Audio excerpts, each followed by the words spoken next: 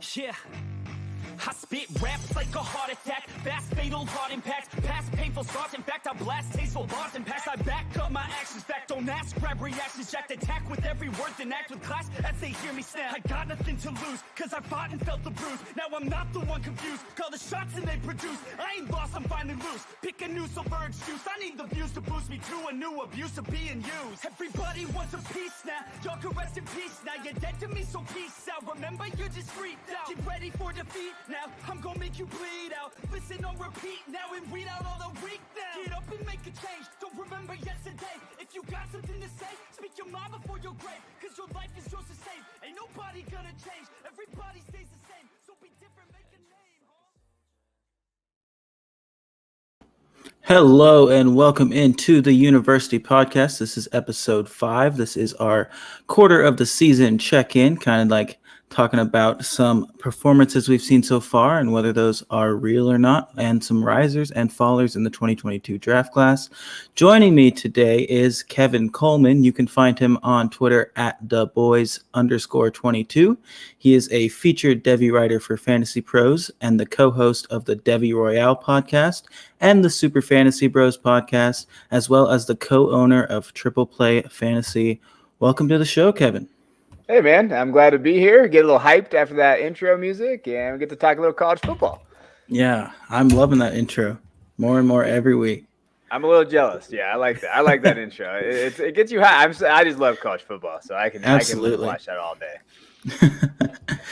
All right, so let's jump right into some fact or fiction.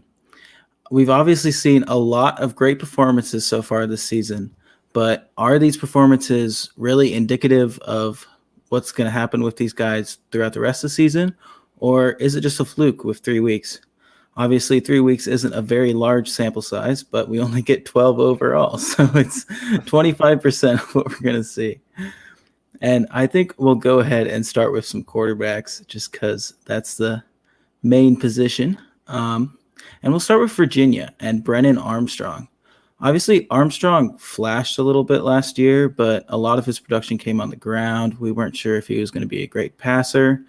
And now he's leading the FBS in pass yards per game with 1,298 yards through just 3 games, averaging 10.7 yards per attempt. He's thrown 11 touchdowns to just 2 interceptions. Is this fact or fiction?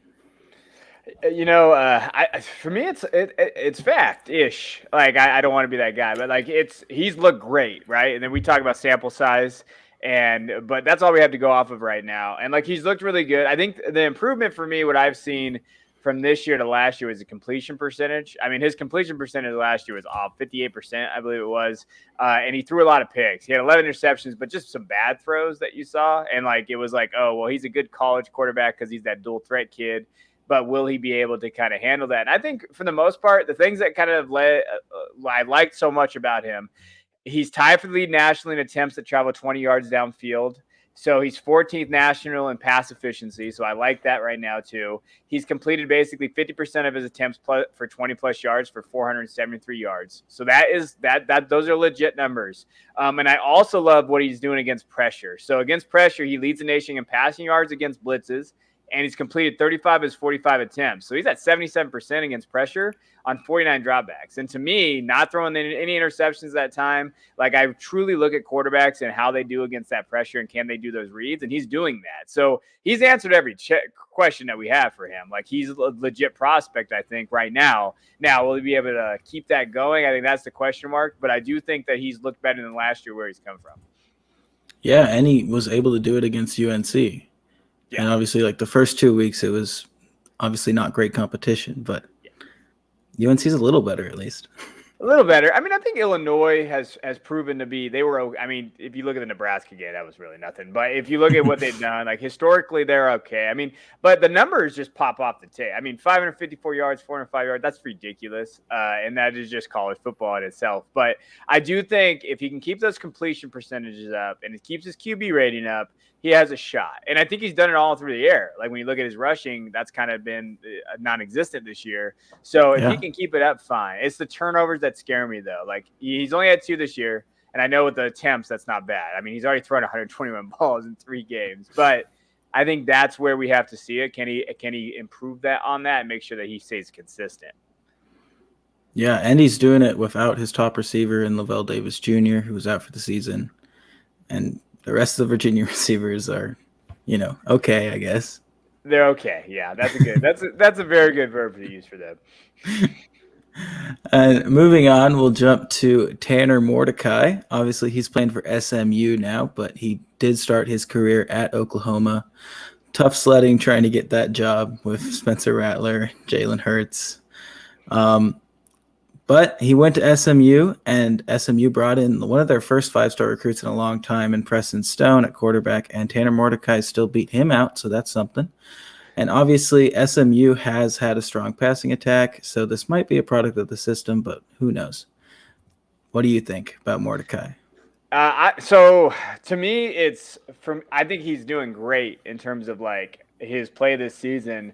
I don't think that he's a strong Devy quarterback, like NFL prospect. I think that he's a backup. Like I do think he's kind of played his way into, can he be a backup guy? Yes.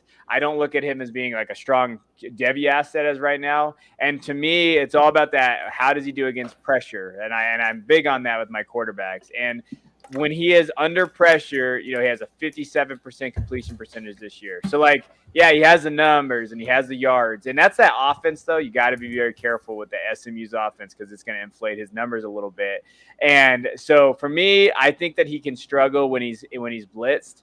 And but I do know like he has moved up. I know my buddy Christian Williams, he wrote in the Devy Primer recently that we wrote together for this week that like he's a legit, like he's moving up in that legit category. And I agree. I do think that he's kind of moving into that area, but I think right now he's a backup for me. The game against TCU is big. Like, what can he do, and how is that going to look? So we'll see what happens there. I think that's the game we're going to find out what if he's a fact fiction. I'd say he's fictionish right now, but if he has a good game against TCU, then we're talking about some things.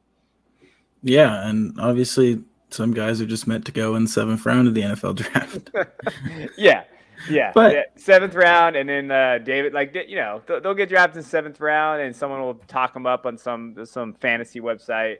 He'll get drafted in 2nd round of Superflex leagues, and people will be like, "Wait, why did we draft him?" And it's like, I don't know. I don't know about that high. You never know. Moving on, we have Missouri and Connor Basilak. Obviously, he came in last year as a young quarterback and started for the Tigers. Was pretty impressive. Had a 67.3% completion percentage, but only 7-6 touchdown to interception ratio, only 7.3 yards per attempt. This season, he's throwing 5 more attempts per game, and he still has a 67.3 completion percentage. Kind of funny. His yards per attempt is a little up to 7.9, but the main thing is that he's only thrown 1 interception in 3 games to 9 touchdowns this year. And he's led the Tigers to a 2-1 record. That one game against Kentucky, obviously Kentucky's been pretty good this season, and he kept it close against them. So, yeah, for me, Connor I'm out. I'm so fiction in terms of like what we're kind of trying to do here. I do think he's improved. So you got to give him credit. Like when I'm saying this, like I think that he has seen that improvement there. To me, it's his arm talent. I don't think he has the arm. Like it's okay. Like it's good enough for Missouri and what they're trying to do in that system. But when you watched him against that, and I watched that whole Kentucky game because I had way too many guys playing in that game when I was in a campus to Canton league. So I was sitting there, I was watching it, going back and forth, Beatty being there, those type of things. And I just think that when you watch his arm, he can make dumb throws, but also they tail off a little bit. It's hard. He struggles getting it to the numbers and on the outside, and you'll see that. And I think sometimes his mechanics fail him a little bit. He does a little bit too much. He's got happy feet back there, and I feel like he's young, but to me, his arm's just not to that level. Like you got to have an arm, and he doesn't have it. Yeah, and obviously that Eli Drinkwitz offense has produced some quarterback stats in the past, or at least with Zach Thomas at Appalachian State. So, and it's good. Like I think he's improved. They lean on that running game a little bit. It's just when I watch him, like he just screams college kid, which is fine. Like that's okay. But like we're talking about legit prospects for the NFL as a Devy asset, I don't see it. Yeah, his A dot's only 7.7 yards. His yards per attempt isn't necessarily very impressive either at just 7.9. Usually want to see around like 9 or 10. But You'd like to, yeah. I mean, it just and trust me, I am not a numbers guy. Everybody hates me for it. Like I know the basics. I mean, I'm a film guy, and I'll be honest, I'm trying to learn analytics to a little bit. I don't want to get consumed by numbers, and honestly, I don't have all the time. I love watching film. Like to me, but I don't hate on analytics guys. Everybody that is analytics guy, you guys are my people. I just steal your shit, but everybody else, I'm the absolute opposite. Okay, perfect. You put me in front of a bunch of numbers, and I'll try to figure something out. But watching the game, I'm stealing your shit, Kyle. That's what I'm doing. Yeah. That's what I do. I love the film aspect of it. I'm old school coach, and to me, he doesn't pop for me. And I know that sounds bad for analytics people out there, but I just don't see it in his arm. That's the biggest thing. Yeah, I think that's fair. That's definitely like. Once I find a prospect that has numbers that I like, the first thing I do, especially at quarterback, is go look at people who do know what they're watching. And I want to know, hey, is he throwing the ball right? Is he throwing the ball strong enough? And yeah, obviously. and you've been in college schemes, they hide those things. So like college schemes, they have a good way of hiding, what they're doing and hiding deficiencies for their quarterbacks. And I think Missouri does a good job of that. Absolutely. We'll move on to a quarterback that actually hasn't been good. And so we'll talk about whether his poor performances are fact or fiction. And that's Clemson's DJ Uiagalelei. 51 for 86 so far, only 59.3%, only 475 yards. That's 5.5 yards per attempt, and 1 touchdown to 2 interceptions. How are we feeling about DJ? I think that his numbers and what he's putting up is fiction. So in terms of do I think this will continue? No. To me, like when I watch DJ, he has touch and accuracy when I watch his tape, especially last year. He checks all the boxes that you'd like to see from a quarterback. He was always my QB2, though. So I want everybody out there to know Bryce Young was my QB1, even after DJU played last year. Like, Bryce Young has been I haven't wavered from that. So, I know that's easy to say now, but that's why I was all offseason. I was getting crap for it. And, I took Bryce Young QB1 over everybody in a C2C this year. And I trusted my basis of these guys. I actually watched both these kids in high school, so it was a lot of fun to see them kind of grow. I'm getting old now, Kyle. You'll get there one day. But to me, I think that their struggle right now is that the receivers are not as good as they have been in the past. Nagata's coming off of that injury, /surgery. And then you also have, Ross coming off the same kind of thing, injury. No one's really stepped up. EJ Williams got hurt, and I think Aju has not been anything. To be honest, their best receiver is Bo Collins, but he's the same profile as all of those dudes. They have the same receiver. They need someone that can separate. They don't have that right now, and I do think that offensive line is new, and I talked about this on my Clemson preview. I said, hey, that offense is going to struggle. The defense bringing back all 11 guys, they'll be fine. I said that offense is going to be bad. Will Shipley seems like he took over the starting role this last week. That's going to help DJ, I think, and they're going to have kind of an identity. But this is on Dabo and Tony Elliott. That scheme has not changed. So I still believe in DJ as a prospect, but he's got to get better. He's definitely got to improve. But I don't necessarily see it as him. Like Bryce is going to be doing well because that system is foolproof, and they got weapons everywhere. And they have different weapons. They got JoJo Earl on the inside. They have Jamison Williams now. They have Mechie. They got all these guys, McClellan. They got all these dudes around them, whereas Clemson started to have to rebuild, and they were hit hard with transfers. People don't realize how many people transferred out of Clemson. So I think that is the biggest thing. And, Clemson's got to stop rostering like Kirk Herbstrait's son and shit. Like that stuff's got to go. Like, stop rostering those guys. Get athletes around DJU. Like, that's the key. Connections. Yeah, whatever. Yeah, that's. I thought you were gonna get really spicy for a second when you said I think Clemson's best wide receiver. I thought you were gonna say Will Shipley and just go full in.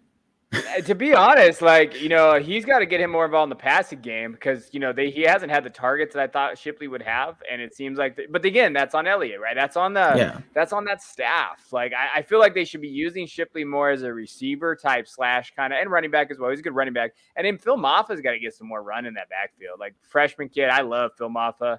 I know he hasn't gotten out there yet, but they could be using those guys as 1-2 punch. But again, Dabo's very loyal and he sticks with the guys, and that's, Dabo's Dabo. But I think DJU is going to be okay. This nonsense about him, like, oh, he's terrible. It's been 3. Can we relax? And he played a Georgia team that's stacked. That defense is maybe the best defense we've seen in the last 5 years. Yeah, and that's definitely something we're seeing with a lot of coaches is that they're not ready to put their young guys in just right off the bat. So hopefully, as the season goes on, Clemson will turn to those younger guys and maybe they'll be able to make a little bit more happen. And to be honest, like Saban, he don't give a crap what you are. If you're the best player, he puts you out there. I don't understand why coaches don't just steal everything from Saban. Like, if Saban's comfortable playing freshmen, I mean, JoJo Earl didn't play his first game. The second game, he's out here I think he almost led a team in targets. And you're like, wait a minute. Like, I mean, it was Mercer. Yeah, but still, he still gets them out there. Like, and you didn't see that with Clemson and stuff. And he did use Shipley a little bit. Like, I just think that I think that offense is very, very vanilla, and they've got to fix it because DJU can't. I don't think he can elevate that yet. I don't think he's there yet.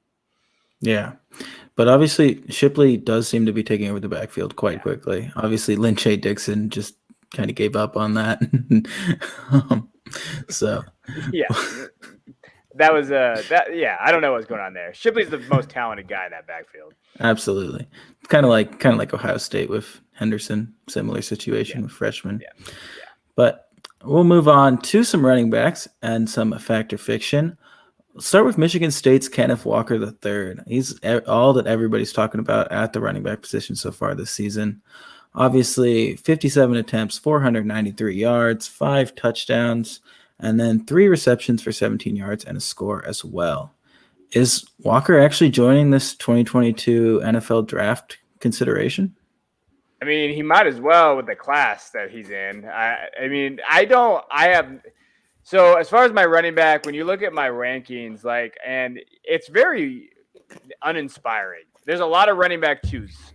And to me, this class is definitely down a little bit in terms of what we think. I think it could realistically be like last year's class where we have, Najee's there, okay. Javonte is there, Etienne. To me, it's kind of the same thing. Like, I think Spiller, to me, is still my running back 1. And then you have Breece Hall. And I still believe in Kyron Williams. And I still think he's in that top 3 after what we've seen from him. But then after that, it's like, I don't know. Like, you're looking at that list and it gets very muddled. And I think Walker could step in there. I did see somewhere, I don't know where it was, but someone was talking about Kenneth Walker being the next Javonte Williams. I don't know about that. I think that as far as a runner goes, what I like about Kenneth is that he has very good contact balance. And he's got very good patience. Everything I've watched from film is he hits holes good. He keeps his eyes up. He keeps moving. And I think that he can manipulate defenders with his hips. And that's fun to see, especially through the line of scrimmage. Like, he does that. Now, my question marks for him is he's not a receiver. He's not going to catch anything out of the backfield, where I think Javonte can. So I think there's a kind of a separation there. And Jarek Backus is someone who I really like and I appreciate, and he does a lot of stuff at Campus that can. And he talks about numbers. I steal his numbers, Kyle. You'd be nice. To I steal his numbers too. He talks about how a receiving back, if he's not a receiving back in college, he doesn't become a receiving back in the NFL. That doesn't that doesn't happen. So that limits me for fantasy purposes. And this is where I separate myself a little bit, because as a film guy and as a football kid, he's going to be I think he can be a very solid pro NFL guy, but if he's not catching passes, that limits his upside. So again, running back 2-ish in there, but after running back 3, to me, there's a clearer divide. It's going to be one of these guys going to step in there. But is it a Michael Carter situation, or can he kind of be that next guy that steps in there? And I don't know. I don't see it. I'd like to see him more in the receiving work. As a runner, he's fine. But as a receiver, I think it limits his upside. 9 more games. Yeah. Well, hopefully somebody comes up. Yeah. We'll see. I mean, we're due for one of these draft classes, right? At some point, I think these guys will be there, but there's no generational talent in this group. Like there's no guy that we're like, yeah, he's a running back 1. Yeah, absolutely. My opinion on this class has always been your wide receivers and quarterbacks and tight ends. If you need those, keep your picks. Your running backs, let's wait. Yeah. How about Memphis's Brandon Thomas? He's just a redshirt freshman, but he's had 50 attempts so far with 421 yards, 3 scores, and as well 2 receptions for 19 yards. Obviously, Memphis with Norvell and Silverfield have had some pretty good running backs recently, whether it be Antonio Gibson or Tony Pollard or Darrell Henderson. Is Brandon Thomas the next one? He's starting to make a name for himself a little bit, huh? So like he looks pretty good. And from everything that you watch him, like I definitely watched his tape a little bit more today because I knew we were going to talk about him. And to be honest, like I have him on one of my teams, but there's so many college guys that you're just like, and I watch these guys, I really do. But he's looked great. I think that Memphis systems helps him. And I think that he's going to be there. He's a must add in C2C. Like you better grab him there because he's just going to get the volume. So he's going to be there. As a runner, just from what I watched and what I've been able to see from him, I think he does a lot of the same kind of things Walker kind of does. Like he manipulates the line of scrimmage well, uses his hips well. He can burst. He has a pretty good burst at the line of scrimmage. Now, top end speed, I think he lacks. And I'm kind of a speed snob. And I like my guys to have that speed. And for me, that's why I was never high on some of these other guys that came out either. Like, I want to see them pop off that tape and be able to get to that second level and not get caught. And Thomas doesn't have that extra gear yet. Now, what does he find that gear at some point? Maybe some of these guys do. They're still young. But I do think that he is a solid freshman, a redshirt freshman, and we could be talking to him next year. But you got to remember, too, he's going to be in next year's class, which is loaded at the running back position. So if he comes out, we're talking a little bit. So he could be a value, maybe. Like maybe we're talking about him as being one of those guys that's there. But I like him. But again, track record for Memphis guys. Yeah, Pollard has looked good. Henderson and Gibson, obviously. I don't even know what we call Gibson at Memphis. He was something. He was a all-pro in Gainwell. And I loved Gainwell. And then so I think that's part of me is like, what we think of these guys and what the NFL thinks of these guys is funny how that works. I think Gainwell was because he opted out. But with Brandon Thomas, I think he could be that next guy. I love his tape. Like, his tape is fine. It's just that speed. It's hard for me to get by the speed thing. The speed thing is bothering me. But from everything that I've seen from even an analytical point of view, like, he is getting the reset. He got some, his reception share is not amazing, but his PPR points, his dominator ratings at 28.7, I believe. So when you're looking at what he's been able to do on the field, you have to like that. Yeah. My only issue is those 2 receptions so far. You'd like to see a little more. Obviously, Memphis does throw the ball quite a bit. So, and they have another freshman showing up for him too, and their quarterback with Seth Hennigan. That's been quite the surprise as well. Yeah, I know. Memphis quarterback. That was an interesting battle for a little while, but I think it's over now. Yeah. We'll move on up north into Michigan and Blake Corum. Obviously, he's a sophomore and was a highly rated recruit. Didn't see the field much as a freshman, but this year he's getting that role. Obviously, he's still in a bit of a committee, but Michigan just going to run the ball down everybody's throats this year. So still has plenty of attempts with 48 for 407 yards, 7 touchdowns, 6 receptions for 46 yards, and a score as well. What are your opinions on Corum?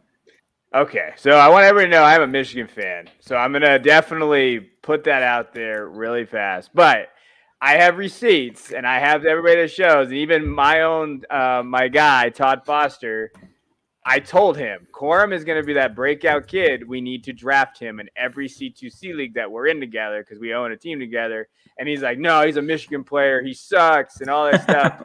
And now he came back recently like, yeah, you were right. I'm like, yes, I know I was right. I think the thing that I said I like speed, and like even I think it was week 2, he hit like 22.1 miles per hour on one of his runs, and that was against Washington, and it was a 67-yard rushing touchdown.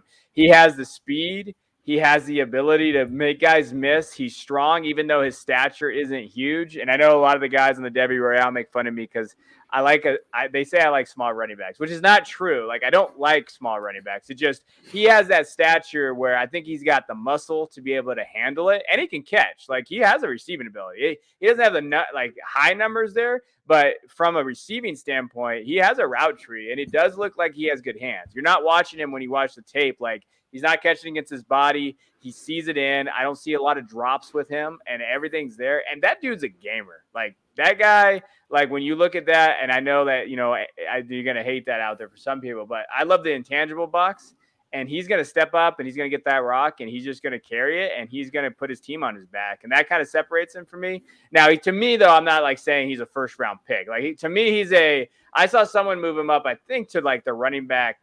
Oh man, was it the running back 4, I think, in this class of Evans and Gibbs and Bigsby and Robinson? Like, I don't see him that high, but he could easily be maybe 5. Like for me, he could be on the outside, but he's a second round value to me in Superflex League right now. So that's how I would kind of rate him in terms of like his value, which is still good, especially in that class. So Blake is the kind of guy like you could really draft in that second round and get a real guy, like a stud. Like I hate comparisons. I do. But Naheem Hines, like maybe a better solid runner. And that kind of a guy is a guy like Corm could be. Is he ever going to be a superstar? No, but if Michigan gives him the ball 50 times in this next 2 weeks, like they seem to be doing, he's going to put up the numbers.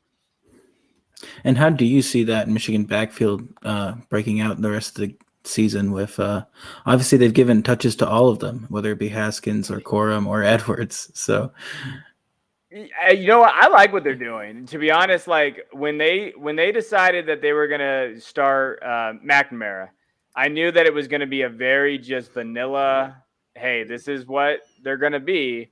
And so I understood that. I think that they're going to have to open it up, though, at some time. Like at some point, I mean, it is the Big Ten. So let's be real. Like I understand, like Big Ten football doesn't open up anything.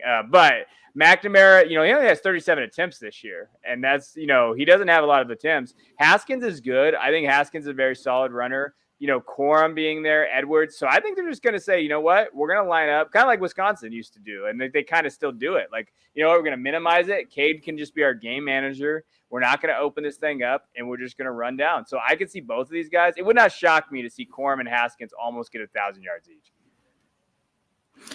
Do you think that opening it up entails a freshman quarterback, possibly? God, I hope so, Kyle. You're at some point we got to get JJ McCarthy on that field. Like the throw that he made in the first game and across his body, across the field, and it was for a touchdown. Like he opens everything up for our offense. I get why he goes with Cade because Harbaugh is just, I'm just glad he's not wearing those pants anymore. At least he updated his selection there. But to me, I understand like game managers are Cade there, but we could see JJ. Like, don't get me wrong. I do think that they're going to have some packages for JJ at some point this season to where it's going to open up that field. So that's always keep an eye on. But you know what? This Michigan offense isn't bad. If Xavier Worthy would have stayed, I think we could have really had like a legit real offense here. Well, it's not like you guys are the only team that's not starting their freshman quarterback. That should be. Yeah. Notre Dame and Washington still exist too. And Ohio State, but we won't go there. I don't want to get people mad at me, but we won't go there. Hey, this week, we'll see what happens. Yep. Moving on, we have another Michigan guy who also didn't do so well at Michigan, and that's Zach Charbonnet. Obviously, he went to UCLA, and he was all that everyone was talking about after week 0, but wasn't necessarily getting. I don't know. It's weird. He has 23 attempts for 242 yards. That's 10.5 yards per attempt. That's absolutely insane. But apparently Chip Kelly just doesn't want to give him the ball because 19. Wait. Okay, hold on. Yeah, he had like 17 attempts in the first 2 games. But the issue is on the 17 attempts, he had 223 yards. But this week they played Fresno State of all teams, and he had 6 attempts for just 19 yards. So which of these performances is really Zach Charbonnet? I think it's in between. So I'm out on him. I've been out on him fiction for a while. So if we're gonna say a fiction there, I just don't see him. I know some guys. It's weird. You know how the Debbie community is. Sometimes they latch on to guys, and it's like they can't stop. Like once they made that take, it's a take lock, and they're like, yeah, oh sorry, if this is you, I apologize. But it's not Zach Charbonnet, but it's Eric Gray and Max Borghi for me. Oh man, I'm sorry, Kyle. But no, I get it. I understand. Like, there's some loyalty there with that too. Like, I have guys as well, but like, I think Charbonnet is okay. But again, the speed thing worries me. I know he manipulates well, and I know they talk about his vision all the time. But if he was so good, they wouldn't give Britton Brown more carries. Like, Britton Brown's got 39 attempts, and then Dorian Thomas-Robinson is always going to take away some of that rushing too. Like, I think he's okay, but Fresno State's legit. Like, I have Fresno State season tickets, so I do go to their games. Like, they have a bunch of fifth-year seniors on their roster because of COVID, and they came back. So, like, we always knew that team was going to be pretty good with Hainer and that. And that defensive line for Fresno State, I think they have 3 returners that are all Mountain West Conference. So, like, that was a game to see, okay, could you do it? And from what we know about LSU is not as good as we thought they were going to be. So, I think that he's okay, but I don't see him as being a Debbie guy. After his first 2 games, I told everybody if you had him to try to trade him. And I said, I just don't see him being able to keep this going. So he's a sunken asset for me. He'll never live up to that expectation. Maybe that's Harbaugh's fault, but I just don't see it. I think we'll hit on Hainer a little bit later, but right now we'll jump into some pass catchers and some more fact or fiction. The first of which is Ole Miss and Dontario Drummond. Obviously, Ole Miss has had some great wide receivers in the past few years, whether it be A.J. Brown, DK Metcalf, or Elijah Moore. And now Drummond seems to be the guy, which is a bit of a surprise for a lot of people, as a lot of people thought it would be Jonathan Mingo. But Drummond has 20 receptions for 339 yards and 4 touchdowns, as well as a rushing touchdown. Do you think Drummond is a real NFL prospect for this year? Yeah, he's the one I struggle with a little bit because we've seen this show before, Kyle. Like, a senior breaks out, and we're like, oh, hey, this guy coming on the tape, and then he gets drafted in NFL, and he just disappears, and we're like, hey, what happened to Dontario Drummond? Like, I do think that, like, I saw somewhere where they had an SEC receiving grade, and he actually has like a minimum of 15 targets. I think he's the highest graded SEC receiver, and that's over Kayshon Boutte, other guys like a Rondale Robinson as well. So, like, I know he's grading high right now. I do think part of it is that Lane Kiffin offense with Corral. So I do think that the scheme has fit him perfectly. But he's got to keep an eye on. I think he's a prospect. Like, he's a massive dude. And when we look at kind of what Ole Miss has produced there, like you mentioned, and like we talk about, A.J. Brown, Metcalf, those guys, like, can he be that next guy? Yeah. I'm still timid about putting all my hopes on a senior breakout. Like, that's kind of one of those things that I will probably stay away from. Like, those type of guys, I definitely just don't draft because I guess I am a little analytical for me. Like, I just don't – the hit rate on those guys are so low that it's not worth the draft pick for me. Absolutely. I totally avoid those guys until the 4th round, and most of the times the good ones aren't even available then. No, and it's a sunken. I just think that's how you lose, and that's how you get bad dynasty teams, to be honest. Like, you taking shots in those type of guys, the high risk guys, and yeah, 1 out of 10 will hit. But a guy like Drummond, I don't see the high upside there. All right. Well, we'll move on to a guy who is breaking out young, and that's the UNC's Josh Downs. Obviously, he's still a sophomore, and he is leading the Power 5 in receiving yards at the moment with 24 receptions for 399 yards and 4 TDs. Do you think he's going to catch up to Boutte in the 2023 class, or at least be in that top tier? Before the season started for Fantasy Pros, I wrote a Debbie Sleeper article, and I put Downs in it. And I said, and a lot of people know Downs, but not everybody. And I said, hey, you know what? Without Javonte, without Michael Carter, without Diami Brown, and without Daz Newsome, he's got to throw the ball to somebody. So he's going to get the targets, and he's going to get the target share. Like, at a certain point, you're just going to see that. I think what I like about him is that I found out when I was researching and diving through him, he has a recorded 40 time of 4.46. He's fast, and like that recorded 40 time came, I think, from the Open in high school. So that's recorded out there. So if he had, and there's not a lot of these guys that have that recorded 40 times. So for me, I think he's impressive. His release is legit. So when you watch him, he can get pressed and he can get by because of that speed. And he's strong. Like, even though he's like 5'10", 180-ish, like you can notice he can get off the line pretty good. And he creates separation. That's the reason why he's going to get the targets, is he does all the things that you'd like to see from a receiver. Now, as far as where he is at and can he catch up, to me, I have him as, I just looked today. He's my wide receiver 4 of this class, actually. So the 2023 class. So he's getting up there. He's moving up there. So I have Butte at 1. I have JSN at 2 because I'm a JSN stan. We'll talk about him in a second. Then Rakeem. And then, I think Downs, Mims, and Quentin Johnson are all in there for me. Like, that's a very it's funny because Quentin's in there. He's 6'4", massive compared to these guys. But and you know what? The NFL, the way they're drafting, they're going after guys like Downs. So, like, I have always said, like, Diamond Brown is a good draft capital comparison for Downs. Like, and I know it's kind of lazy because they both played in North Carolina. But to me, that was kind of where I thought it was to be. But if Downs can kind of elevate his game, maybe he can get second round draft capital, or shoot, if he can sneak in that first, that'd be amazing. I don't know about this class, but second round draft capital will be great for him.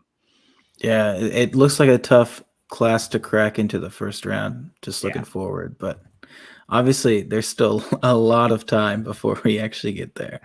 Yeah. So, as you mentioned, we'll move on to Jackson Smith and Jigba, who has 11 receptions, 190 yards, and 2 touchdowns. But obviously, he is playing for The Ohio State University behind Garrett Wilson and Chris Olave. So it's not like he's commanding the targets like a Drummond or a Downs. So those 11 receptions are pretty impressive. Do you think that's fact? Sounds like you do. Oh, it's fact. Yes, I'm a complete JSN stan. And it sucks because, like, I'm a Michigan fan. So it's hard for me to root for these Ohio State people out there. But you know what? To me, he was one of the most productive kids to ever play in Texas high school football. Like, this kid had the numbers that he had. I think it was like almost 5,000 receiving yards. He just popped off the tape when you watch him. He's athletic. He creates separation. We saw that breakout and that kind of game against Oregon, and you saw it, what he was able to do there. But when you looked at, like, his receiving numbers, everything's there. Yeah, he compiled 5,346 receiving yards. He scored 82 touchdowns in Texas high school football, and he played at the highest division in 6A.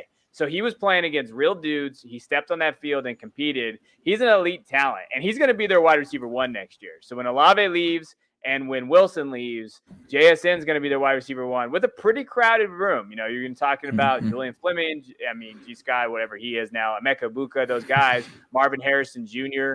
Like, I think he can step in and be that role. Like, he's the best value. I still think he's a value. He was going after – I saw Emeka Egbuka get traded or picked before him in a draft, and it hurt my soul because JSN is a better prospect, in my opinion, and he played in a better offense. And I think that's the key there for me. Like, that's the one thing I didn't like about Julian Fleming. I was never being high on Julian just because he played in a wing T in high school. And I don't think a lot of people understood that. And I know that, like, as a guy who runs the wing T when I coached, like, it takes some time for wide receivers to learn routes in the wing. There's not a lot of routes in the wing T. I don't know if everybody knows that. There's basically 2. You run a post or a go. And that's really kind of it. Like, that, as a coach, you just know that. But, I think the thing that I love about JSN is he's just a technical route runner. This dude is probably one of the best route runners in college football. And he's got Brian Hartline as wide receiver coach, who is the best position coach in the country. This dude he's going to be a head coach one day, but he is the best position coach in the country. And he is teaching these guys how to play NFL receiver football. And I'm all in on JSN. And he was a baller in fantasy a few years ago. Baller. Straight up just baller. Yeah, we needed him. We needed him at certain teams. Moving on, I picked a tight end to finish off the pass catchers, just because we don't always have to talk about wide receivers. And that's Colorado State's Trey McBride. Obviously, he came into the season as one of the most highly coveted tight ends in this 2022 class. But he's put up 3 straight games of 100 yards receiving. He has 30 receptions for 339 yards and a touchdown. Colorado State, not the best team, that's for darn sure, but he's commanding He had like almost a 100% dominator rating last week. Yeah. So, yeah, I mean, Dante Wright is a really good wide receiver for them, but he was out last week. So it was just McBride every single play. But what do you think of Trey McBride? Yeah, my buddy Christian Williams, he's been high on him for a while, like his tight end one of the class. Like that's how high he is. And I think, I read about him last year prior to the season, and they had a kind of a down year in the Mountain West. They didn't play a lot of games. But like you mentioned, last game they threw for 110 yards, and he had 109 receiving yards. And he is the only option. He's their outlet. He's their third down target. He is their big play target. He is everything on that field. And, he's got a big frame. He added weight over the offseason. So, actually, he was listed at 240 last year. He's at 260. That excites me, especially because he's got to learn how to block. And I think that's the one thing when we talk about McBride is that he does all the other things right. He's a great receiver. He finds open space. He does an extra job of hitting seam routes. He's good at versatility, too. Like, they line him up everywhere. But for the NFL version, you got to know how to block. And I think that extra weight is going to help him just get on the field. I know it's old school mentality, but we got old school coaches in the league still. Like, he's got to learn how to get out there, and I think he can. And you know what? In this class, I don't know how you feel about the 2022 tight end class. Weidemeyer is there, but he's going to hurt. His production is going to hurt right now because they just lost Haynes King. So we're going to see that. Jaleel Billingsley's undersized to me. He's got some issues him and Saban are dealing with right now. I'm a big fan of Cade Otton. I like Cade from Washington. I think he's going to be a solid, safe floor play. But then you got Trey McBride there. And to me, I mean, he's a top 5 guy right now. Like, I think he can fit into that category. I like him. He dominates. He's going to get the target share, like you mentioned. It's funny. They have Dylan Wright is there. I don't know why Dylan Wright's not getting the ball. I have Dylan Wright somewhere on a Debbie team. Come on, Dylan Wright. Or Dante Wright. Yeah. Oh, Dante Wright. Yeah. He was hurt. He was hurt. So. Yeah, well, come on, Dante, you're killing me. But I would say for me, it's McBride. I think McBride can be that tight end like 2 or 3, and I think NFL guys are going to love this kid. And I think that we'll be talking about him in the draft process. Now, how's his testing go? I think that's the key. Can he test? Yeah. Can he be there?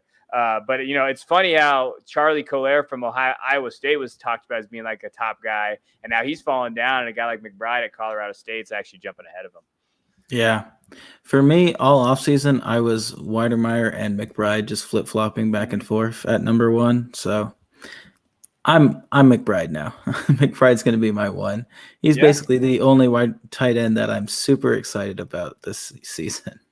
The rest of them aren't too exciting. Yeah. I mean, I had high hopes for Isaac Rex, and I had high hopes for Greg Dulcich, and neither of them have shown up this season. Greg Dulcich his athleticism excited me, and kind of what he could do out there. But that size too, he's a little bit. I don't want to say he's undersized, but you'd like to see him a little bit more on there. I'm a Cade guy just because I think Cade will be he'll be okay. Like, we'll be talking about him probably for 10 years. Will he ever be like a relevant? I don't know, but he can at least get you 10 points. He's a Hunter Henry 2.0. I feel like. Yeah, I like Otten as well. He was actually ranked higher than like everybody else except for Weidemeyer and McBride, but I wasn't excited. No, there were other guys that I was hoping to see more from, but Otten, I was just like, yeah, he's good. He'll still be good. He won't be.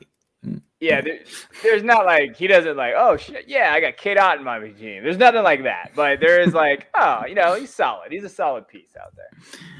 All right. So that breaks down our factor fiction. We'll move on to specifically the 2022 class and some risers and fallers. Obviously, it is early in the season. Some of these guys are still just adjusting to whether it be new teams or new schemes. So let's talk about this 2022 class. We've hit on some of them, obviously, but we'll start with the quarterbacks again. Spencer Rattler, Sam Howell came in as 1 and 2. They've been okay. They haven't been great. I mean, what's your opinion on both these guys? Yeah, to me, I don't like to overreact. So to me, they're still my 1 and 2. Like, they're still like in that area. That's where I had them before. And to me, Rattler has all the tools, but he makes dumb mistakes. And when you watch him, the decision making, and I wrote a little piece on Rattler recently, and I was kind of researching some stuff about Oklahoma. I always try to find the Oklahoma beat writers. I try to find the beat writers because they really know what's going on in that program. For some reason, like they say that like the NIL thing, he right before the Nebraska game on Friday, he posted he got like a new truck because some sponsorship dealership. And I know that sounds dumb, but a lot of the talk is that the fame and like that stuff is more important to Rattler than like the play on the field. And that always is alarming because we've seen this time and time again. And so I could see like that being the biggest factor with Rattler. He has the tools. He's an amazing player. Like when you watch him, he has the strength that you need. It's the decision making and the off the field stuff that I'm concerned about with Rattler. As far as how goes, that dude's got a callus. Like that dude could throw. Like he's got, I mean, I think he threw a 60-yard touchdown on the dime. Like I think that's where I am at. I think Hal's a very solid quarterback. I would love for Hal to go to a very stable franchise. So if he could go somewhere where it's stable and he's there, but I don't think Hal's a QB1, like in terms of fantasy purposes. I think he'd be a solid QB2. Like everybody uses Baker as the comp for that kid, but like a Baker, Darnold / like guy that you can kind of rely on as a maybe sometimes QB, out of QB12 overall. So like Derek Carr in terms of production. Yeah, I mean, I don't see him as being like a QB1. Oh my God, this is a superstar. But I mean, I don't think there's really any superstars in this class overall. Yeah. Like I think that they are very solid quarterbacks. But when you think of like who's going to need a quarterback next year, there might be 8 teams that need a quarterback. Like, there's a lot of teams out there that need a quarterback. So I think he could fall into a category. Now, if he went to somewhere like if you put Hal on Pittsburgh, I like that. Solid franchise. Najee Harris there. He's got receiving cores that can get the ball to you out quickly. Doesn't have to make a lot of decisions quickly. Like that would be a good solid. So for Hal, I think it's more about where does he go. For Rattler, it's, hey, you got to figure it out. Like he has the tools to be the one QB1. But if he goes to Houston, was that the best spot for him? I don't know. That's the question mark. Yeah. Obviously, the issue with being a really good quarterback is you get drafted highly and you don't end up on a good team, as we've seen this season. Like literally all of them except for Mac Jones and Trey Lance. Yeah, I mean, nah.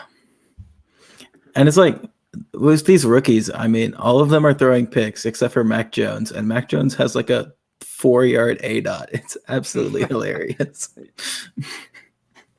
Hey, don't be a hater on my boy Mac Jones, right? He's doing what he needs to do to win. No, absolutely. I love Mac Jones. I actually think he's a lot better than what people give him credit for. Me too. I hope he opens it up though. I hope he gets a little more exciting.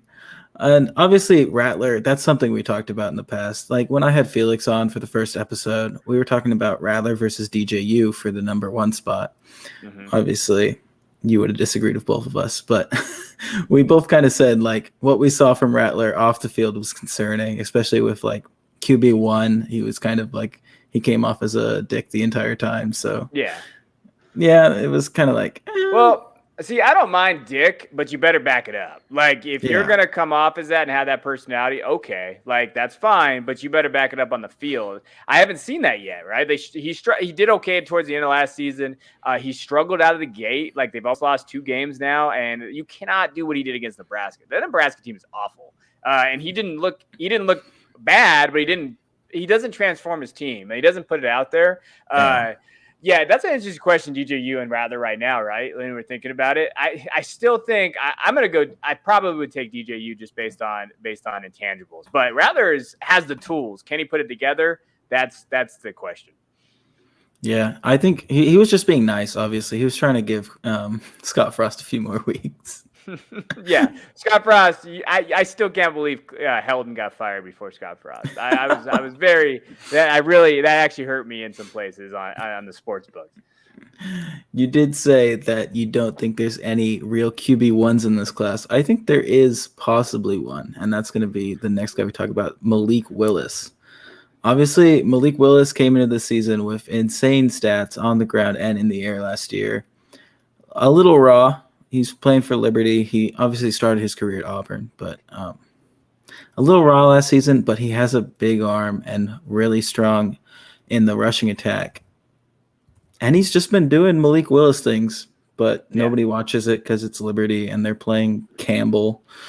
So, what do you think about Malik Willis?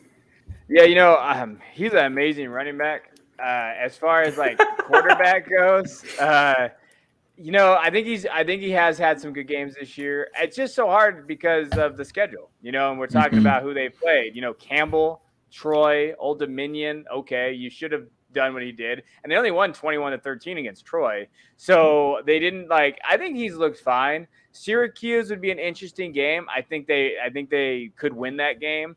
UAB's not bad. I think Middle Tennessee, like once we start getting into this kind of lower level, and then the big game against Ole Miss, I think that Ole Miss game will be fun to watch and determine like, hey, you're going to have him versus, Matt Corral, we're going to talk about, who I like. I'm just not there yet. I'm very hesitant to say he can be he has the tools, but you got to remember, I think he's 23, right? He's a little older because he went to Auburn. So he's got that going for him. So he has that age difference. I'm just not there yet with Willis. I know some people are, and I know everybody wants to be like, everybody for out there wants to be first on prospects, which is fine. Like, I don't mind that. But to me, he's a work in progress. He's got to go to the right team too. But he could be a first round pick with this class. I understand that. He's only 22. Okay. My thing about Willis is just like he offers this upside with his rushing game that is more so than anybody else in the class. But also he could just completely falter out because he can't throw. I mean, he can throw sometimes, but there's other times like he makes throws, and I mean, there was one throw. I was watching it the other day. I was watching some film late at night, and like he threw it like 15 yards over his receiver's head on an out route, and I'm just like, "Yo, Bo Nix, I didn't know you transferred to over to Liberty." But and then you notice, then the next throw he throws on a dime, like it is like a drop, and you're just laughing because you're just like, "Wait a minute, what just happened in the last throw?" Like I do think he rushes his mechanics. So when you watch him, he does that, and he watches hips. And one of the biggest thing is when he feels a little bit of pressure and stuff, you'll see his hips flail open, and that definitely hurts his accuracy. So like that could be a coaching thing too. So like if he does get an NFL, like these guys can progress. I just don't. I'm not on the Willis train yet. That's exactly what I saw when I watched last season. It was like, dang, this dude has an arm and he can really throw it sometimes, but you look at his feet and his hips, and it's not the same every time like it should be. Yeah. And then we'll move on to a guy you did mention, Matt Corral, quickly rising so far this season. He's been very good for the Ole Miss Rebels. You said you liked him. How much do you like him? Oh, I'm all in, baby. Give me Matt Corral all day. I got offered Breece Hall straight up for Matt Corral a couple of days ago in a Superflex league. I declined it. It pissed my buddy Todd off, but I said, no, we're not doing that deal. And to me, it's the upside there. Now, to me, though, Matt Corral, he has that dual threat that you like because he can run. He has an arm. Everything is there, and his decision-making has been better this year. I know everybody's going to point out he threw 11 interceptions in 2 games. I get it. Like, I understand that. You can't – we have some Debbie guys out there that like to pretend that didn't happen. I'm not one of those guys. Like, I know that happened. But to me, his stock and everything about him comes down to Alabama in 2 weeks.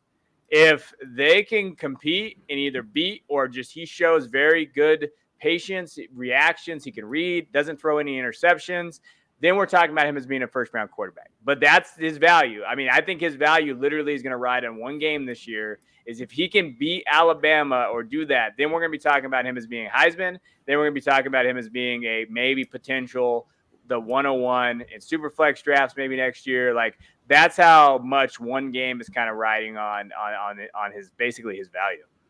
Yeah. And PFF did try to say that he hadn't had a turnover worthy throw yet this season.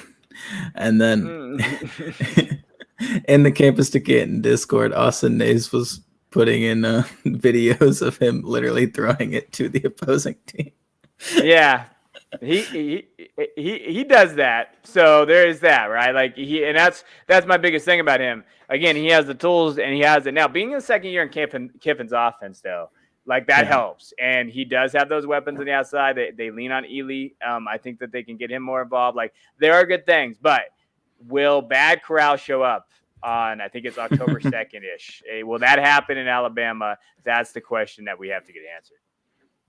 Yeah, absolutely. What about Carson Strong? He's another guy that a lot of people have started to say is a first round pick. Obviously, good thrower of the football, throws a lot. Um, I know Felix Sharp has a running joke that he gets like negative fantasy points every week because he only gets sacked and never runs the ball. Yeah. So, what do you think is Strong as a prospect? Yeah, I've been someone that likes Strong. I talked about him last summer before he kind of had that year. I said, hey, this kid's pretty good. So I definitely wrote about that. And I think he has great accuracy. I think that he has the arm talent to be in the NFL. So, like, first and foremost, he has the arm talent. As a fantasy asset, yeah, he doesn't rush the ball. Like, that doesn't necessarily mean he's not going to be a good fantasy asset there. But I think that definitely does limit it. And we just joke because I know Felix likes Strong, but he hates when guys say that. Like our boy Travis May from RotoViz, we like to mess with him a little bit because he tried to say that because he doesn't have any rushing yards, he's not going to be a first round pick. But then he also says Keaton Slovis is going to be a first round pick. So which one is it, Travis? Because Slovis can't run either. He is slow as shit. And he doesn't have that rushing upside either. So to me, like if I was drafting, no, and to me, it's just like I think for me, Carson Strong is better prospect than Slovis ever has been. Like I've been on that train for a while. So I think he could be a first round pick in this class because why not? I think there might, everybody says this class is down. Realistically, we could see 5 guys drafted in the first round at quarterback because of the need. Yeah. There's a need out there at the NFL level. And Strong kind of feels like Mac Jones, where it's just like, oh, he's not going to run the ball, but dang, the arms. Strong has a better arm than Jones did, but yeah, he's accurate and he gets the ball to his guys pretty consistently.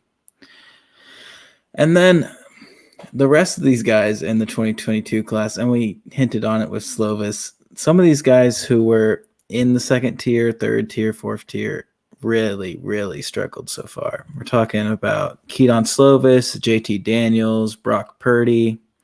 Obviously, I had a lot of hopes for Phil Jerkovich, but he is out for the season. So what do you think about those quartet of meh? Yeah, I don't want any of that. Brock Purdy to me has always been never Brock Purdy. That's never been the answer for anybody out there in Debbie. Slovis to me needs a transfer. I think he will if he wants to get his stock up. I think he's going to have to use that 1-year transfer once they bring someone in. I just don't see it. I just don't know with Dart going to be there. I think Dart's having surgery, unfortunately, though. I think it just came out that he has to have surgery, but I still think he's going to have to transfer unless he comes out this year. But no, JT Daniels is the one that like could do it. He's looked okay this year. But I don't know.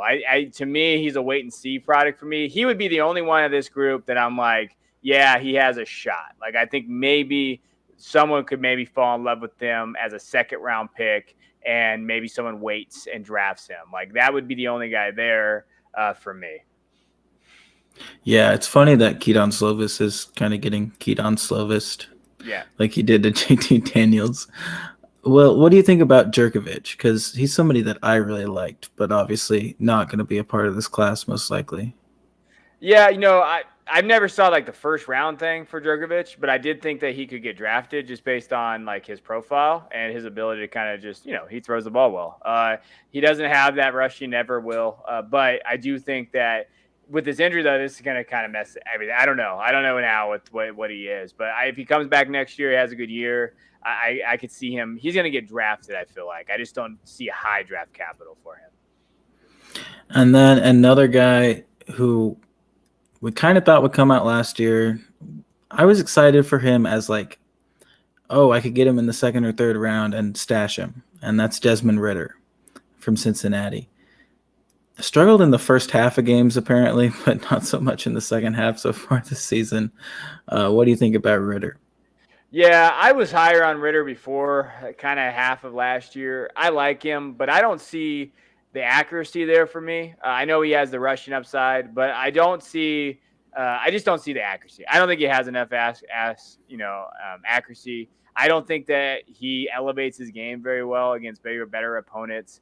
And I don't know. Like to me, he's Kellen Mond 2.0 ish. Like he has some physical tools, but the accuracy and the decision making, he'll never have it. So to me, he's He's not someone I like. I know some guys really like Desmond Ridder, but I'm just not one of those people. I mean, I was excited at the very beginning of draft season last year. He was like my go-to late pick, but then he didn't even declare once. Yeah. And then can't do anything about that. Kind of worrying though that like the NFL probably told him that he wasn't going to be drafted early, and that's probably what pushed him back. So yeah, kind of knocked him down my rankings after that. Are there any so we've seen 3 games. Obviously, you don't want to overreact, but is there any quarterbacks who have rose a lot for you so far? Nah, I think you mentioned a couple guys on here that, I obviously they've done better. I like Jacob Hayner from Fresno State. I got to give him a shout out. I think he's too small, but, he's a gunslinger. I think that and not small in like stature, just I don't want to say strength either. I just don't know if he'll be able to handle it. But I mean, shit, if Ben DiNucci is a backup quarterback, I mean, Hayner can be a backup quarterback, but like as a valuable asset, I don't see it. I'm a big fan of Dart. What he did, I thought that one game would show that he's going to be one of those guys that we can kind of start ranking pretty high there. But other than that, I haven't seen a ton of guys. Anthony Richardson probably be by Florida. Like he is special, but I don't know if he's a quarterback either. He's a hybrid athlete that's just a monster. But I think that's the kid that I wish was starting instead of Emory Jones. Yeah, for sure. Obviously injured last week though, so yeah, can't really get on the field. What about he did a backflip before the game, Kyle. So he didn't look that injured. What about Talia Tagovailoa? Obviously playing for Maryland. I've been really impressed these first 3 games. What are your opinions on him? Oh, I've been impressed. I just think you got to come back next year. I think he's going to have to be a senior, and which I don't know how much people like that in terms of coming back. I think quarterbacks, it's less. Yeah, I don't know what the analytic profile is. I'm not 100% sure what quarterbacks there. Yeah. I don't think it matters as much. But I do think that he needs another year. But he could, right? Like in that class next year, I think that he's solid. I think people don't understand. Like in Alabama, he was I think he threw for 5,000 yards in a season in Alabama high school football. So like at high school football prospect, he was legit. I think he broke 2 records in Alabama state history or something like that. Like this kid could play. He just couldn't beat out Mac Jones and Bryce Young, which is not his fault. And his brother. Like those are things that aren't his fault. So I like him. I do. I think that we talk. He's a slow riser. And then another guy who might need another year is Jaden Daniels at Arizona State. I was really excited, and then he's kind of crapped the bed so far. What do you think about Daniels? I like Daniels. He just is disappointing this year. I don't know what it is. He has not looked good. I think it's the offense in itself. Herm out there, I think that he struggled with that. He's made mistakes, interceptions that he usually hadn't. He only threw 3 interceptions for the season. And he does not look good. And so unfortunately he's going to have to come back because his size doesn't look good. He's throwing interceptions. I think that's just kind of the reality of it. Yeah. But it was so good last year though. It was. And then what about I'll bring up one more guy, and that's Dylan Gabriel at UCF. Obviously, he was electric with Josh Heupel as his head coach, and now he's even been good with Gus Malzahn in these first 3 games. What do you think about Gabriel? Yeah, I'm out on Gabriel. I think he's a very fine college quarterback. I don't see him making any impact in the NFL. I don't want to say any, but I don't think he's an NFL quarterback. I'm very snobbish when it comes to quarterbacks. Like he does not fit my profile for an NFL quarterback. I don't blame you. It's once you get it right, you get it right. You just got to keep going with it. Yeah. So with that, we'll jump into some 2022 running backs. Obviously, we talked about Kenneth Walker, who's probably been the biggest jump for most people. And a lot of the running backs that people liked have struggled. Breece Hall hasn't been efficient as he used to be. Isaiah Spiller, he's been pretty much what we expected, but it would have been nice to see a little more. Same with Kyron Williams. Eric Gray obviously transferred to Oklahoma, but hasn't won the job at Oklahoma, which obviously not a lot of time. Kevin Harris has been injured. Sincere McCormick, surprisingly not producing great. Man, Mo Ibrahim got injured as well. He's out for the season. What's your opinion on the 2022 running backs? Yeah, like I mentioned earlier, Brees and Spiller to me are the top two guys by default, which isn't a ringing endorsement. I think Kyron's kind of in a tier himself. I feel like kind of like where he's at. Eric Gray was someone who I thought everybody kept telling me he was going to break out. He hasn't breaking out yet, but I do think he's okay. Like I'm not going to hate on Eric Gray. But I don't ever see him like someone had him as running back 2 this year. I saw that from someone I really respect. And so I won't say who it was, but I really questioned that ranking. Like I didn't necessarily. No, I don't. Well, you might have had it. I didn't see you have him there, but I know who I'm talking about. I just didn't see it. And if he can't be the main back in that backfield, and it's not looking like that, then that's a problem for me. I was never a Kevin Harris guy, so I even told people on my don't draft list and don't have on your roster list was him. I love your guy Zonovan Knight, and you mentioned him on here, but I'm going to just jump to him because that's been my guy. But he doesn't get damn volume, Kyle. Yeah. I don't understand. Do you understand NC State coaches? Because I don't understand anymore. I quit. No. Because he's a good receiver too. And they don't put him down there for passing downs. They put what's it? I can't think of the top of my name now. Is it Person? Yeah. What the hell is this? Like that is the stuff. Zonovan Knight is a good running back. Like he is a good, solid, sees the hole, hits it. He's quick. He was a value in Debbie drafts this year. I got him in a 5th round of a depleted Debbie draft that we ran. Like I think that he's a legit prospect. He just doesn't get the volume. Like so that's a guy that you talk about sleeper wise. Because of the volume, if he tests well, now we're talking about. Could you imagine, if the Niners drafted him instead of Trey Sermon? Like if he goes somewhere where they know you're going to get guaranteed volume, I think Knight's the guy. I think Knight's that kid that's going to kind of jump ahead of people. Yeah, and it's not like NC State's the only coaching staff that's doing that. You can go across the ACC to Pitt, and Israel Abanikanda is doing the same thing. It's like we have these guys who are athletic as heck, can burst through holes, see the holes well, and the coaches are just like, this other guy's a senior, so obviously he has to play. Just put the best dude on the field and give him the ball. Like it doesn't have to be that complicated. When I played football and I was a running back, I used to have an old school coach. He actually was an Oregon State running back in like the 60s. And he was hilarious. I love this guy to death. But he used to always say, Coleman, get me 4 yards. That's all I had to ever give this guy because he said, give me 4 yards every carry. That's all that matters to me. And I just think we go away from this mindset. NC State tries to get too cute with Devin Leary. They try to push the ball that field. Like Zonovan's out here averaging 8.5 yards per attempt.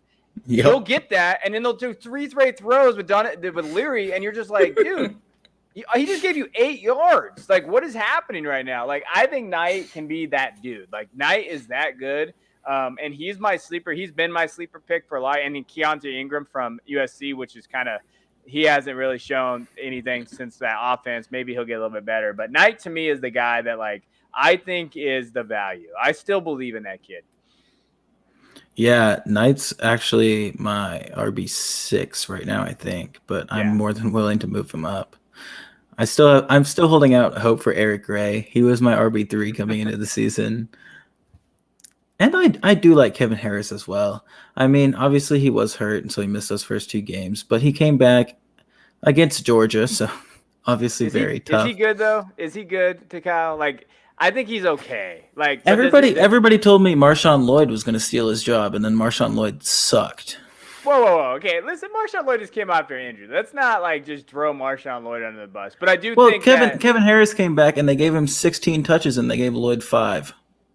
Yeah, no, I mean, that's fair. I was never a Marshawn Lloyd guy either, so I'm not trying to argue with there. I didn't think Marshawn Lloyd was going to be like the second coming of Jesus, like some people were talking about. He's okay, but I do think that Harris is always a risky asset. That's what I said. I just said he's a risky asset because I think he suffered.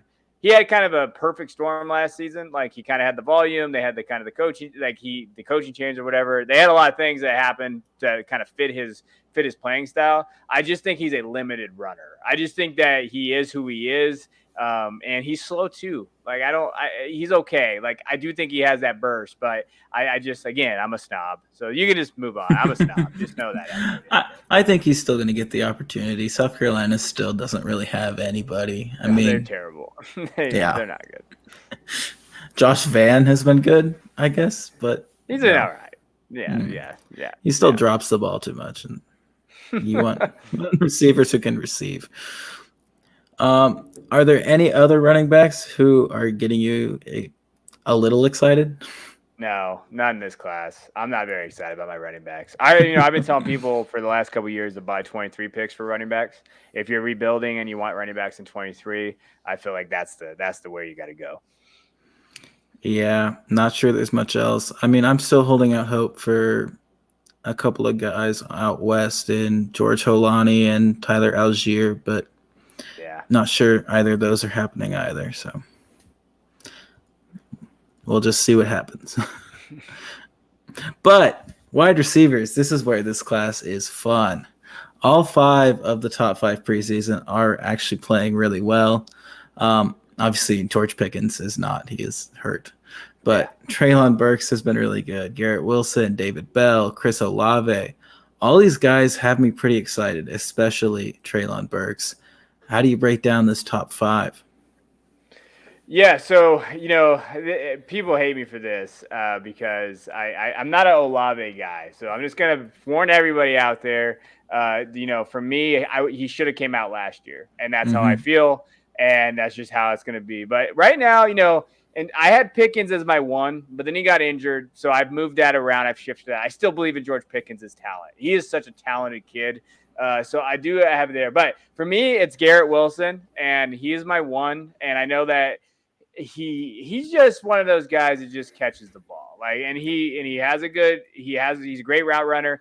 I do say, what I've always said about Garrett Wilson is I believe that his he's kind of, I don't want to say he's limited, but his ceiling is capped. So what I think is who he is right now as a wide receiver is who he's going to be. I don't see him ever being like a wide receiver 1, but I think that he can be a solid wide receiver 2. So for me, I always say that I don't think he can get better. I think this is kind of who he is as a prospect. But again, that doesn't mean that he's not good. I think he's still the wide receiver 1. I think he wins 50-50 balls, has good hands, catch ability, all that. Treylon Burks, he's a monster. He's just a monster for me. He's 6'3", 225. I have him second.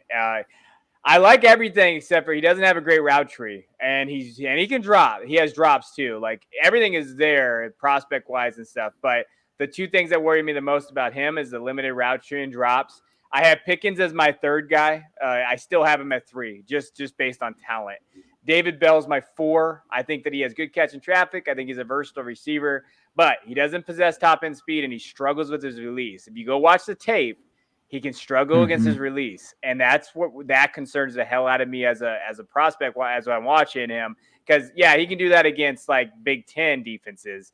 He's not going to be able to do that against the NFL guys. And so watch his release. To me, it's the release that worries me. And then my 5th guy has been since May is Zay Flowers from Boston College. I love Zay. Zay's my guy. Vertical threat, monster yak, creates separation, excellent hands. To me, Zay is going to fit that mold in the NFL really well. Yeah, David Bell does not get separation, but it's anytime you throw to him, he's going to catch it, even if there's a guy on him. Somebody could literally be draped on him like a fireman's carry, and he'd still catch the ball. Yeah, no, he's going to catch everything. It's just, can he create that separation that's there? But again, I'm not a big fan of this wide receiver class.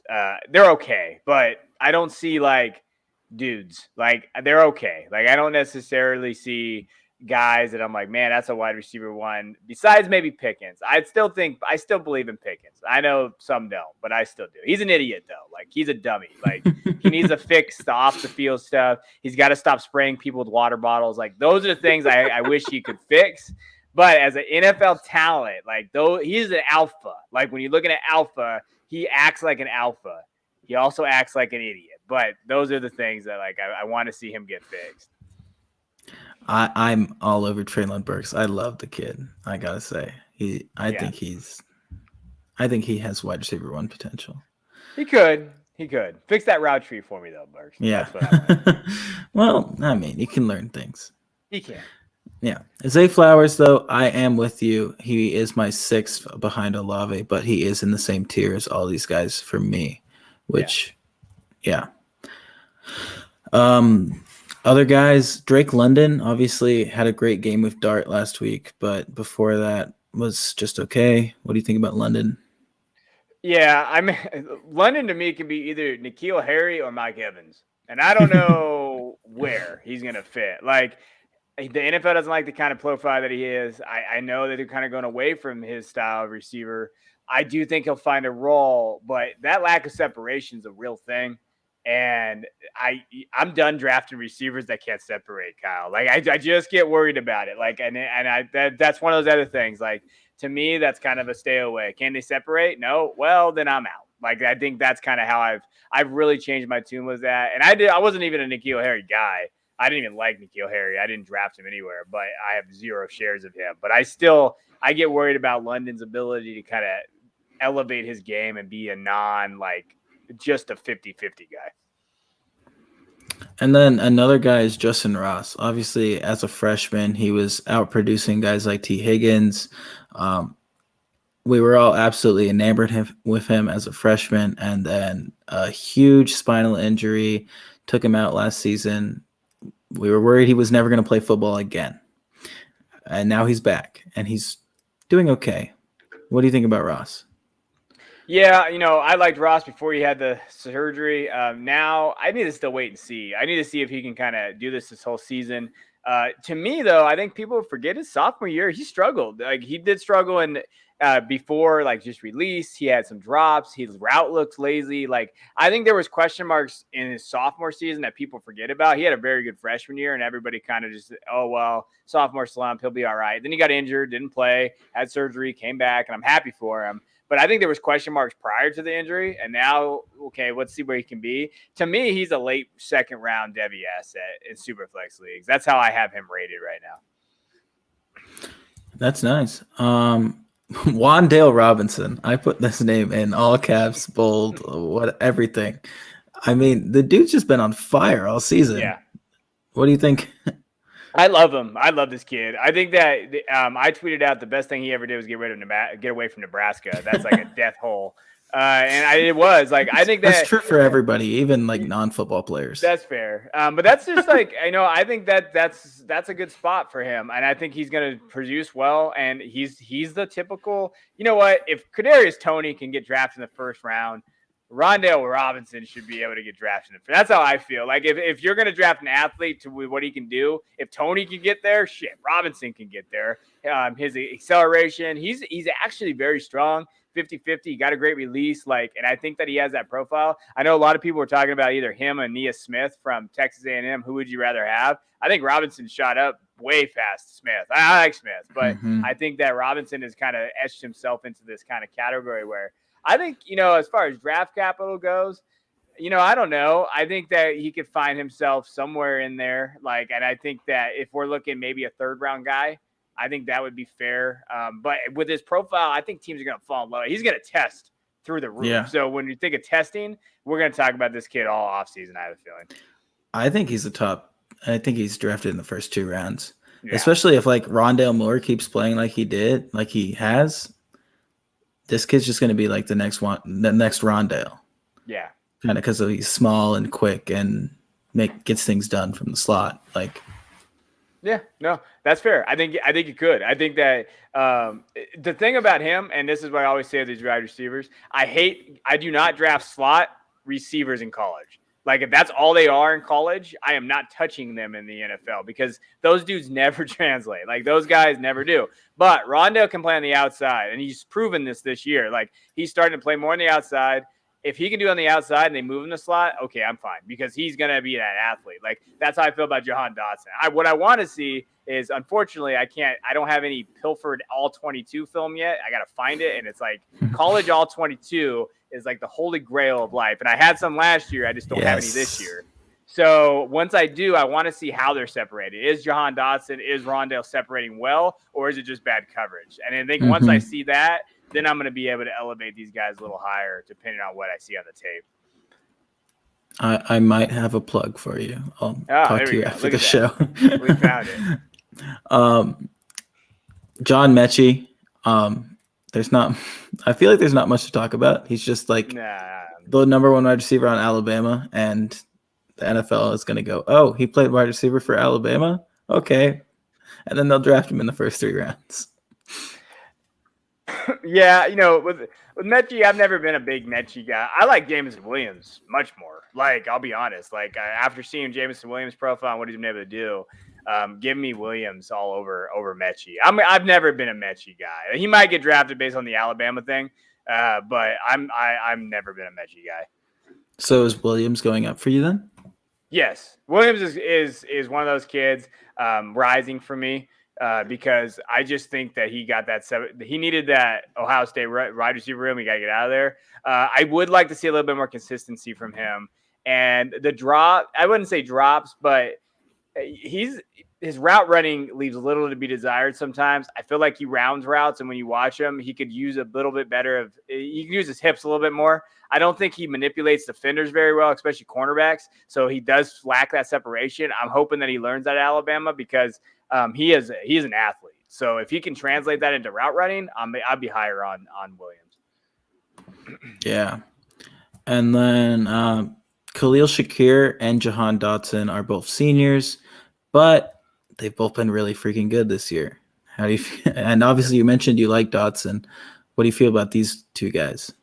I like these 2 guys. This is a receiving. Like, it's funny because there's so many receivers, and it's such a muddled. Like in the NFL, like we talk about these guys. I feel like on Dynasty Twitter, there's 38 wide receiver 3s every year, and like everybody says, oh, high end wide receiver 3. Like Shakur is a kid that he's a gamer, creates separation, but I just said it. Can he play on the outside and the inside? I think he excels more at the slot in college than he does on the outside. So that's the one area of trepidation, I guess I would have to say for Shakur. Can he be that guy that kind of can buck the trend? I wish he would have came out last year.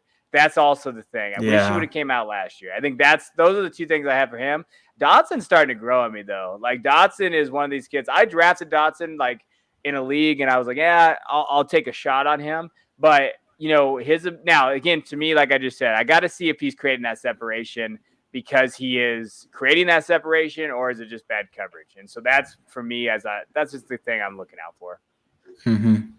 And Shakir had like a top 3 dominator rating last year, so I thought for sure he was going to come out too. Should have came out. Yeah, I don't know why he didn't come out. Is there any other names at the wide receiver position that are either rising or falling for you so far this season in 2022? The only kid that I want to get a shout out to, and I believe he should be the 2022 class. Sometimes, I don't know based on, he is. The stupid COVID rule. Yeah, every time I don't know. Yeah, that's fine. Fresno State wide receiver Jalen Cropper. I love this kid, and I know it's because I'm a Fresno State guy. I drafted. I don't know if you remember Keyshawn Johnson from Fresno State either. I have him on a roster just because I'm a Fresno State guy. But Jalen Cropper's he's the wide receiver 1 in Fresno State. Jake Hayner's top target. He's looked really good. And I do think that he can play on the inside outside. I know he has a good dominator rating. I can't remember off the top of my head what it is. But he looks good. And to me, I want to just give him a shout out as a Bulldog. Yeah, Cropper is a junior, so yeah. For me, it's a couple of guys. For one, it's Coastal Carolina's Javon Hiley. Obviously, I think he's also a senior or a 4th-year player, which is not ideal. But he's been balling out with Grayson McCall, 6'6", I think, just big-bodied, wins at the jump ball. Big fan. And then Ja'Cory Roberson at Wake Forest. Put up a dud last week, but I think he's quick as heck, and I think he gets separation well. So those are the 2 guys that I'm really digging. Oh, no, I like this guy. Jalen Robinson, too, UCF. I like Jalen Robinson. I forgot about Jalen Robinson. Yeah, he's fucking fast. Like, oh, my gosh. Like, when I watch him play, like, he can do it, and he has that good connection there. Obviously, they lost their quarterback, so we'll see what happens there. But I think Jalen Robinson's somebody to keep an eye on. Absolutely. I had mentioned him a couple of times in the offseason, I think. Yeah. So we'll move on to some general thoughts before we wrap this up. Obviously, I think TNF already started. Yeah. Who's winning the college football playoff? Yeah, you put that in there. I'm going to go Alabama so I don't look stupid. I just think it's Alabama until anybody knocks them off. I mean, I think they're the best team. Who's your bold prediction for that? So who I think could maybe jump in? Georgia. I think Georgia's defense is top defense in the country. If their offense can just do anything in terms of just can Daniels lead that team and not make mistakes with that defense, I think we could see Georgia. And they need it. Those fans, I feel bad for them. Like they need to get a They've underachieved for a while. I know. They've underachieved for a while. I think with that defense, they could make some noise. That's a good one as well. Which college football team has surprised you the most so far? Yeah, Penn State. I'm going to give a shout out to Penn State. I don't like James Franklin. I think he's the most overrated coach in the country. But 3-0, they beat that Auburn team, and then you know what? Whatever you think of Auburn, that's an SEC opponent, and they beat an SEC opponent, and they've looked pretty good doing what they've been doing. So I'm just going to give a shout out to Penn State. I think that they'll lose, but you got to give them there and in Oregon as well. I think both those teams. If Pac-12 has any shot, it's Oregon. And so, can they do it? And beating the Buckeyes at Columbus, that's a tough win. Yeah, I think the limiting factor for Penn State is just quarterback. It's like it's bad. Clifford is Clifford. He's gonna miss a lot of guys, but I don't know. Yeah. But also, I did want to mention in that game we saw Jarquez Hunter for Auburn. This dude is. I mean, he's a freshman and he's playing behind Bigsby. He's only getting on the field when Bigsby comes off, but he has like 20 carries already. He's averaging like 10 and a half yards per attempt, maybe more, I think. Mm-hmm. As a freshman, I'm starting to get enamored with this kid. Yeah. I mean, with Harsin there, it's going to be like, who's going to be his guy? And with Eli Kolani, like if they lean on their running backs, we could see after next year, you're talking about a guy that's going to be a running back one on that offense. So I don't hate it. Yeah. Only a 3-star recruit though. So something to watch. What's one bold prediction for the rest of the season? Yeah, I saw this. What I would say is that Oregon makes the playoff. If a Pac-12 team makes a playoff, and they haven't since Washington, and Washington got blown out by Alabama. If a Pac-12 team makes the playoff, and then a lot of people are going to get pissed because if Oregon goes undefeated, they're going to make it, and it's going to knock out somebody. Is it knock out Georgia if they only lose one time and that's to Alabama? Is it going to knock out Oklahoma if they lose one time? So it's going to make someone upset, and then Oregon will get blasted because their quarterback is terrible by 40. But I think that they could maybe make the playoff. That'd be my bold prediction. I like that. I think I'm on a similar train of thought with you, but I'm not willing to claim a team. I think it's going to be somebody other than the 4 that we expected makes the playoff, but I'm not ready to say who it is. Okay. That's fine. I don't know. Ole Miss could really surprise somebody, but they have to. That schedule's tough. Yeah, that schedule. I don't know. It's hard. BYU could go undefeated and it's one of those times. It's one of those things where they go undefeated. They have a bunch of Power 5 wins and some ranked wins, but no big win. Yeah. I don't know. But the way Clemson has looked, the way Georgia has looked on offense, the way Ohio State's already lost a game. It's ooh, yeah. Somebody's going to step in there that we don't think of. And this would be a good time for one of these lower level teams maybe to do it. Like last year, Coastal Carolina, and we saw what they did. And this would be the year. But now, of course, it's just a year too late. And so it'll be interesting to see, UCF a few years ago. Could they have jumped in and done that? I don't see a team like that yet. BYU, they have a tougher schedule because they're independent. Plus, they're being independent is going to hurt them. And Jaron Hall can't throw. I mean, he threw against Arizona. He can run. But he can run. Yeah, he is a legit runner. But, yeah, no, I think that we're going to see someone in there hopefully new. I need some new blood. We got to see some new blood. Yeah. And I think for BYU though, Satake has really built something, and that's what Yeah. surprised me the most. Is Zach Wilson wasn't a flash in the pan. Like, this is a program that's just going to be good. And when they move on to the Big 12, it's going to be interesting to watch, especially without Oklahoma there. They could be that team that just leads the conference. So, Yeah, they could. No, for sure. that'll do it for tonight. Obviously, time to watch some NFL football. Yeah. So we'll see how that goes. I'd like to thank you for joining me one more time. Obviously, you can find Kevin at Fantasy Pros on the Devi Royale podcast, as well as the Super Fantasy Bros podcast and on Triple Play Fantasy. Thanks for joining me. Anything you want to say before we sign off?